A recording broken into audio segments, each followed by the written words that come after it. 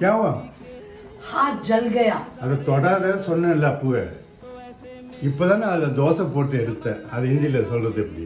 अभी मैंने इसमें डोसा डाला. டாலா. சரி கையில हाथ में அது என்ன தேங்காய் எண்ணெய்க்கல்ல? नारियल का तेल நாரியல் கா தேல் கொஞ்சம் தேய்ச்சிக்கோ என்னது? लगाओ. லகாவோ. சரி தொடர்தான் தொட்டுட்ட. இதாவது தொடாதன்றதுக்கு ஹிந்தியில் அது சொல்லி கொடுத்துரு எனக்கு.